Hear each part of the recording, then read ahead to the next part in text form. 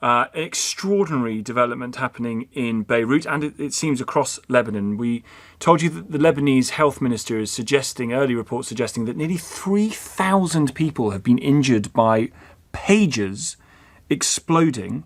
Iran's ambassador reportedly injured. Hezbollah fighters killed. Jotam Confino is the Middle East correspondent at The Telegraph. Thanks very much indeed for coming on, Jotam. This is absolutely extraordinary. What's happening? So we're hearing that 8 people have been killed. We're hearing that Hezbollah is conducting a wide-range search to find out who's behind this. But one of the Lebanese ministers, the Minister of Information, has already pointed his fingers at Israel. And I think most people in the world know that Israel is behind this. Israel and Hezbollah have been engaged in tit-for-tat attacks for nearly a year now.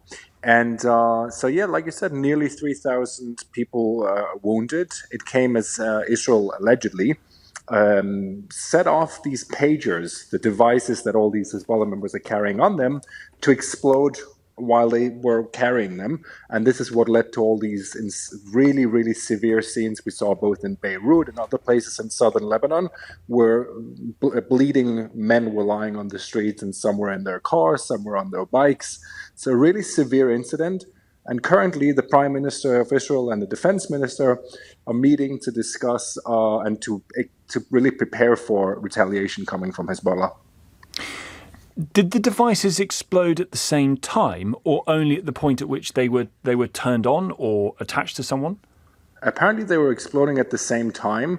Hezbollah is saying that it was some malware function that caused the explosion, but we still don't know really what happened, other than they were set off at the same time.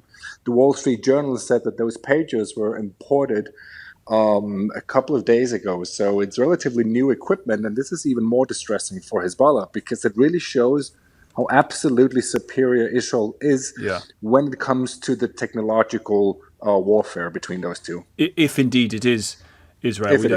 We don't know that for certain, but there is huge technological advantages of being in that country and the capabilities they have. Do we know more about the status of Iran's ambassador in Lebanon, who is reportedly injured? Yeah, he was injured. Apparently, he's okay. He's not in a serious condition, which is also something that was really this could have caused a huge blow up between Iran and Israel if he had been killed. That would have brought us straight back to what we saw last month with Iran threatening on a daily basis to attack Israel. But he's not in life danger. But we know that a son of one of the Lebanese members of the parliament, he was killed, and along with 7 other people, including a child, as far as I'm concerned. So again, I think we should expect retaliation from Hezbollah if they will go out and accuse Israel directly of this, because it's a humiliation for them. Do we know, I mean, again, a lot of people are suggesting, well, why are people still using pagers? I mean, why aren't they using mobile phones? Yeah, I think it's because Israel has already shown and proven that they can infiltrate communication systems of, obviously, mobile phones. So very easy to infiltrate. Pages supposedly are more safe, but this is just proof that they aren't. So it's really a blow to all of Hezbollah's communication system, because if they don't feel safe having even a pager on them, I don't know how they're going to communicate. Yeah. Hezbollah has had the same issue inside Gaza, and Israel is really trying to track all of those communication devices to keep an eye on what's happening.